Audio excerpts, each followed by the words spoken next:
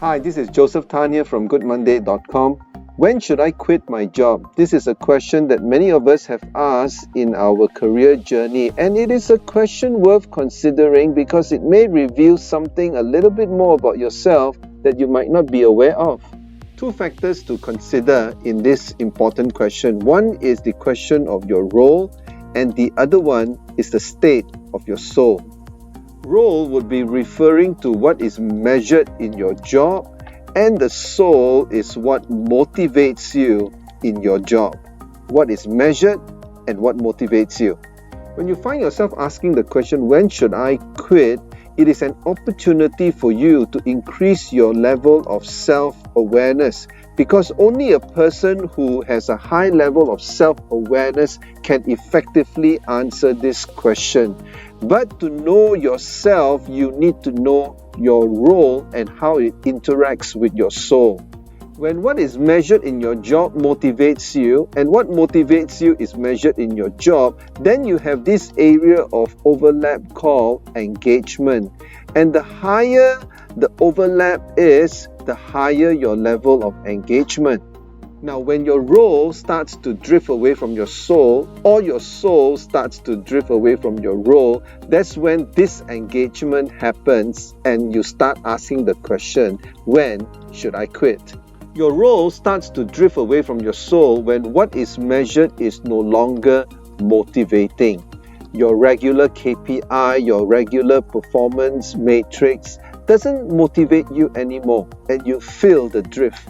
There are basically three types of measurements. Measurements that has to do with people, measurements that has to do with process, or measurements that has to do with products or services. When what is measured is no longer motivating, it is not that we stop measuring, we actually need to look at the percentage by which the measuring is done. Perhaps the measurement is no longer motivating because a large significance of your KPI is linked with product, whereas what motivates you are measurements that has to do with people growth. So it may be a time for you to negotiate with your supervisor, not to take away the measurements, but to manage the percentage of the split. Maybe it's 60% people measurement, 20% process, and another 20% products, rather than 80% products, 10% people, and 10% process. It has to do with the percentages of measurement factors that causes it to either be motivating or non-motivating. The second situation is when the soul drifts away from your role. When that happens, what is motivating is no longer measured. That which brings satisfaction is actually kept under the radar and is not visible. Many people have a general feeling about what motivates them, but they do not know specifically what is it that actually makes them tick. There are three areas of motivation that you can consider.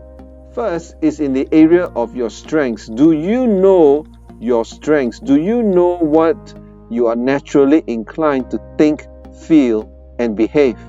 Do you know your talent? It's not good enough to feel good, but you must also know what is it that you are good at doing. Most of the time, we are aware of our weaknesses, but we do not have a clear idea about what are our strengths. But our strengths is actually what creates engagement. So getting to know your strengths and talent is getting to know what is motivating.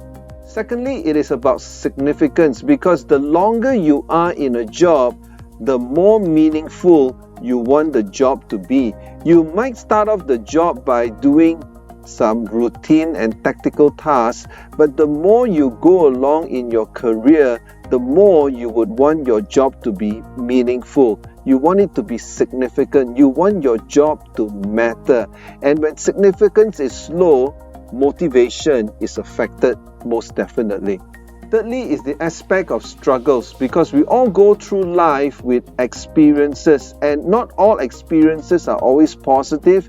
There are negative experiences as well. And we would like to be in a job that makes use of both our positive and negative experiences. The struggles that we have gone through, the experiences that we have been through, and the lessons that we have learned, we all want that to count and contribute towards our job and contribute towards our area of responsibility in the job. If our struggles and experiences are not made use of in our job, then we find it to be demotivating.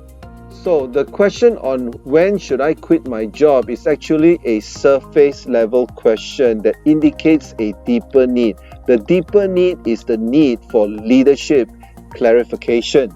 And in this leadership clarification, we want to find out how is our role interacting with our soul. What is being measured in our job? Does it motivate us? And what motivates us? Is it measured in our job? This creates an overlap called engagement. Most people are only clear about one area at a time. They are either clear about what is being measured or they are clear about what motivates them. But they are not clear about how both of these elements interact with each other. So a leader who is high in self-awareness knows how both of these factors interact with each other. It is when we know how the motivation and the measurement interacts with each other, then we will be able to have a high level of self-awareness, and this will help us to answer this question more effectively. When should I quit my job? If you're not able to articulate how your role interacts with your soul, then you are not ready to quit your job yet. The deeper need for you is the need for self-understanding. The deeper need for you is the need for personal leadership clarification. The deeper need for you is the need for a higher level of self-awareness. Only once this deeper need is met, then you can answer this question, when should I quit my job? So when you feel like quitting, don't quit first. Seek for leadership clarification. Once that clarification is clear, then you can answer the question on whether you should quit from your job and move on. Think about it. This is Joseph Tan here from goodmonday.com. If you're interested to find out more about my leadership development programs, well, check out the website goodmonday.com. And I also offer online coaching services. Check out the details at goodmonday.com/coaching. Look forward to having a conversation with you then. Thanks for watching.